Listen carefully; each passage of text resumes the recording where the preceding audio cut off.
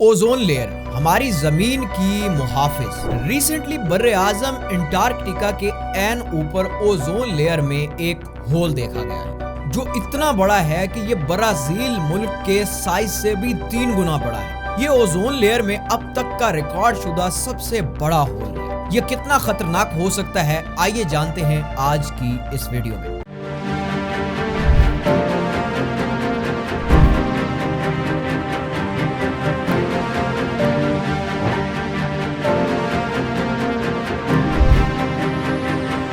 Discover wisdom channel पर एक मर्तबा फिर से खुशामदीद। दोस्तों, इससे पहले कि हम ओजोन लेयर में होने वाले इस होल और इसके खतरात पे बात करें, आइए पहले ये जानते हैं कि ये ओजोन लेयर एक्चुअली में है क्या। ओजोन लेयर 1913 में दो फ्रेंच साइंटिस्ट हेनरी पॉइसन और चार्ल्स फेब्री ने डिस्कवर की थी।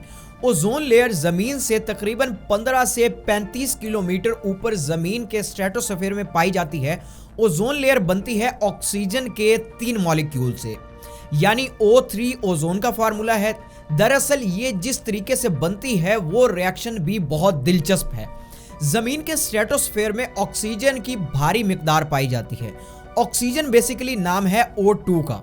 जब सूरज की तरफ से आने वाली अल्ट्रावायलेट रेज ऑक्सीजन के एक मॉलिक्यूल से टकराती हैं तो O2 दो ओज यानी 2 ऑक्सीजन के मॉलिक्यूल्स में तकसीम हो जाता है और दोनों मॉलिक्यूल्स अलग-अलग जाके एक O2 से मिल जाते हैं और ओजोन का एक मॉलिक्यूल यानी O3 वजूद में आता है। इसी तरह ये O3 दोबारा O2 यानी ऑक्सीजन में कन्वर्ट हो जाता है। इस तरह ये साइकिल चलता रहता है।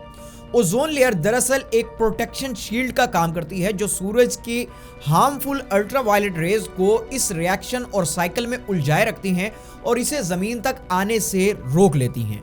अब सवाल ये पैदा होता है कि अल्ट्रावायलेट रेज अगर जमीन पे आ जाएं तो इससे क्या होगा।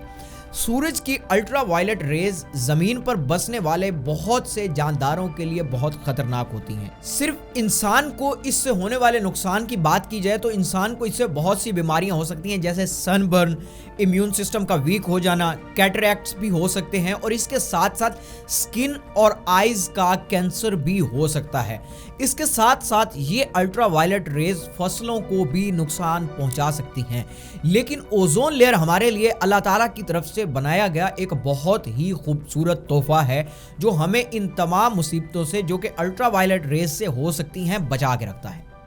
लेकिन इसका हरगिज ये मतलब नहीं है कि ये लेयर हमेशा रहेगी। जहां इसको बाकी रखने वाले बहुत से फैक्टर्स मौजूद हैं, वहीं इसको डिप्लीट या इसमें होल करने वाले भी बहुत से फैक्टर्स मौजूद हैं जो इसको डिप्लीट भी कर रहे हैं। जमीन से इसको डिप्लीट करने वाले फैक्टर्स कुछ फ्री रेडिकल्स होते हैं, जैसा कि nitrous oxide, nitric oxide, hydroxyl, atomic chlorine और ब्रोमीन।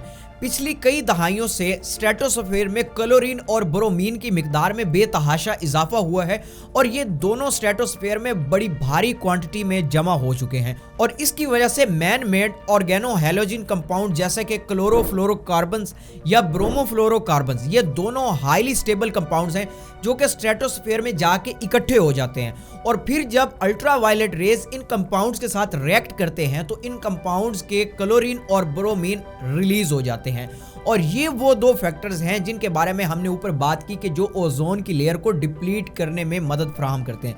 इन्हीं फैक्टर्स की वजह से ओजोन लेयर काफी अरसे से और काफी जगहों से डिप्लीट हो रही है और इसमें जो सबसे डेंजरस तीन डिप्लीशन देखी गई वो बर्रे आजम अंटार्कटिका के बिल्कुल एन ऊपर देखी गई और इस दफा ओजोन लेयर में होने वाले होल का साइज इतना बड़ा था कि ये ब्राजील के रकबे से भी 3 गुना बड़ा था। अंटार्कटिका के ऊपर ये लेयर इसलिए ज्यादा डिप्लीट होती है कि यहाँ सी आइस हर साल ग्रो करती है और इसके ग्रो करने के साथ ही ओजोन लेयर में भी होल बढ़ता चला जाता है। लेकिन चूंकि ये डिप्लीशन अंटार्कटिका के ऊपर हो रही होती है और वहाँ कोई इंसान भी नहीं बसते, तो इसलिए वहाँ ओजोन की डिप्लीशन कोई बहुत खतरनाक बात नहीं है। लेकिन हाँ, दुनिया के बाकी खिते जहां इंसान आबाद हैं वहां ओजोन की डिप्लीशन वाकईतन खतरनाक है और इसकी एक बड़ी वजह बतौर इंसान हम खुद भी हैं, क्योंकि बहुत सी ऐसी डिवाइसेस जो हम इस्तेमाल करते हैं जैसा कि फ्रिज वगैरह, ये बहुत भारी मिकदार में क्लोरोफ्लोरोकार्बन्स रिलीज करते हैं जो कि ओजोन डिप्लीशन का एक बहुत बड़ा फैक्टर है। दोस्तों उम्मीद करते हैं कि हमारी आज की इस वीडियो ने आपकी लाइफ में एक बहुत बड़ी वैल्यू ऐड की होगी और आपको ओजोन डिप्लीशन के बारे में बहुत ज्यादा इंफॉर्मेशन प्रोवाइड की होगी। हमारे चैनल डिस्कवर विजडम को सब्सक्राइब कर लीजिए, साथ लगे घंटी के आइकन को जरूर दबा लीजिए ताकि हर नई आने वाली वीडियो का नोटिफिकेशन आपको टाइम टू टाइम मिलता रहे।